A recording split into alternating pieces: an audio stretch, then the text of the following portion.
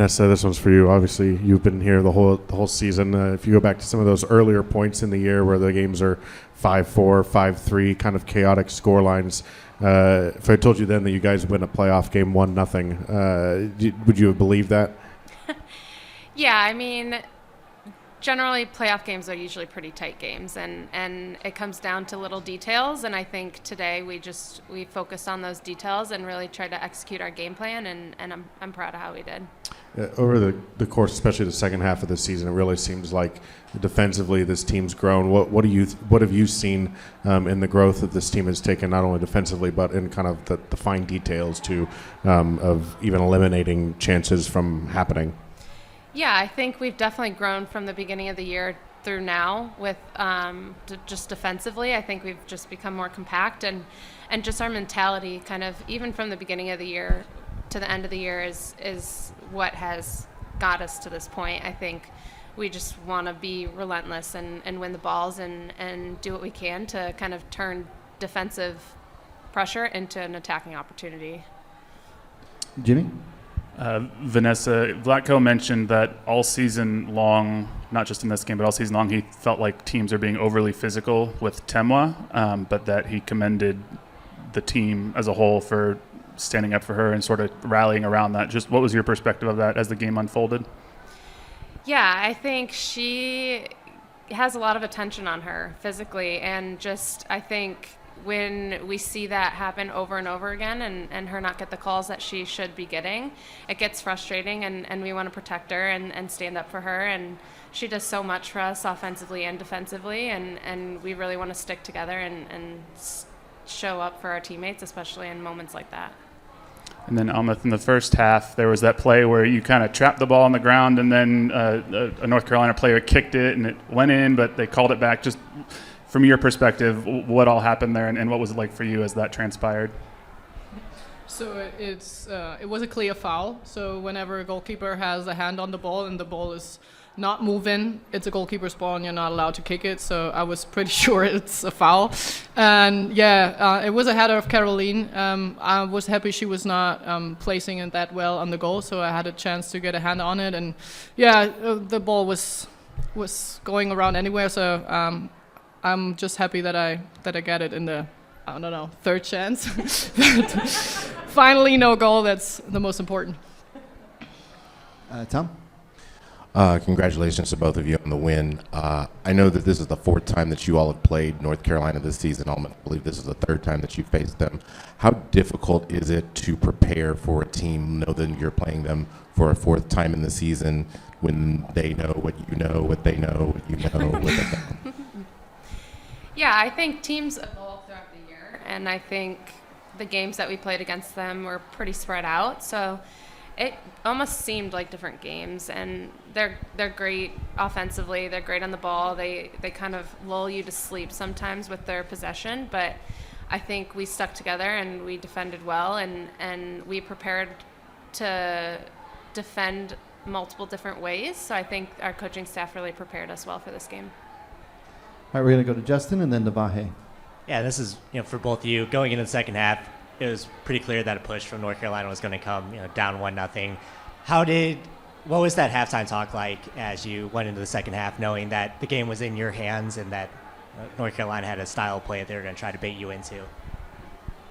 So we're not the team that is focusing on we're in the lead. We just keep on going like it's 0-0. So we want to protect this and want to probably shoot another goal if we can. And we always say in halftime the game is not done, it's not over. It's a second half that we need to fight for, and that's what we shown on the pitch. And we knew North Carolina is really good in attacking, and we prepared for this. And as Vanessa mentioned, we're trying to defend everybody together on the pitch, and it worked out, and that's good for us. And then we're going to go up to Vahe. Hi, congratulations. This is for both of you. Obviously, there's so much excitement about the commitment the Longs have made and about the stadium, all those things. But I wonder if what comes with that is any sense of pressure or responsibility to live up to the opportunity, or is that not at all the case. I'm just curious about both those parts, the excitement and maybe responsibility. I think as professional athletes, we always put pressure on ourselves, and I think at the beginning of the year, we wanted to do well. That was our goal, and at first, our goal was to make playoffs, and we're just taking it one game at a time, and obviously, the investment that our owners have put into this team has shown so much for us as players, and it carries out onto the field. The environment that the stadium gives us out on the field is unmatched, and the fans, they bring so much energy for us on the field that it's awesome to play in. Same thought, or it's It's the same. It's awesome to play out here, and yeah, you're just used to have pressure on you, and if you have pressure, that means that you're a good athlete, and this is what we all want to be. So we're looking forward for the next game to have pressure because it's a semi-final, and we want to win this. All right. Any other questions? We're going to go to Greg and then to Kathleen. Vanessa, a lot of soccer has been played on this pitch this week. How would you describe field conditions today? Yeah, I think they did a really good job at getting the conditions what they needed to be. I think it was wet and raining, and the weather doesn't always help, but they did a good job at the conditions and keeping them good.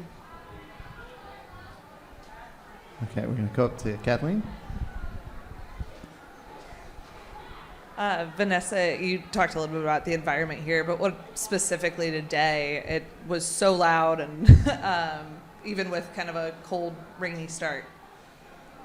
Yeah, I mean, the start of the game, the energy was unmatched. I think it was almost as loud as I've heard the stadium, and you could see that energy brought so much energy for us on the field, and just a good, solid start in a playoff game is really what you need, and it's hard to explain what the energy from the fans gives us out on the field, but it's something that we love, and we love playing in our home field, and yeah. Vlatko said it almost feels like the stadium's kind of closing in on you, or yeah, that's the great thing about this stadium is it's so intimate, and you can really feel that energy and the loudness of the fans, and it really carries us out on the field. I don't know really how else to describe it. All right, we're going to go to Mark right behind you. Hi, this question's for the both of you. It's great to be back in Kansas City. There's a beautiful culture here, from athletics to the community. Just 3 points that I wrote down were investment, enjoyment, and engagement. Can you summarize that for both of you in a nutshell, just this experience and moving forward? Yeah, that's the experience of the city, but also of the team, and this is why our stadium is full, because we try to show this in every time that we're on the pitch. It doesn't matter if it's in the game or in the training session, and if you have not enough effort in a training session, that's what the coaching team will put a mirror to us and say, like, this is not enough. If you're in the city, you need to work hard, and you need to take this as a baseline, and then we can go from that. And that's how we win our games, and how we get the crowd in the stadium and cheer for us. And so that's a match. Love it. Thank you very much. Yeah, I think just the culture of this city is just to put your head down and work hard, and that's kind of what we want to carry out on the field as well, and that's kind of just our MO of the year, and just kind of what we want to represent. So I think that is definitely what we're trying to kind of bring all together. We're going to go to Chad, and he's going to close us out again. For both of you. So the team has met Orlando twice. You'll meet them again next week on the road. What do you have to do differently to earn the victory so that the championship game's back here? Yeah, I think we just have to stick together. I mean, these playoff games are going to be tight, and they're a great team, and they've shown that, and we're a great team too, and we've shown that. So it's going to be a good game. I think we haven't really gotten into the details yet. We just had this game, and this is what we were focusing on. So that will come this week, and but we're ready. We're ready for it, and we're ready for the battle. Same. That's what we're doing all season, focusing on one game, and I think we will start after a day off tomorrow on Monday to prepare for Orlando. And we don't know when we play, so let's see what the stuff around is figuring out, what the plan will be. But I think a lot of players saw the game yesterday of Orlando, so they are good in transition, of course, but we're good in transition too. So we have our strengths, they have their strengths, and hopefully we can be 1 or 2% up. All right, well, that's it for us today. The team will travel to Orlando next week. The schedule will be announced tomorrow after the conclusion of both quarterfinal games that are being played tomorrow. So thanks very much, and we'll see you next week. Thank you.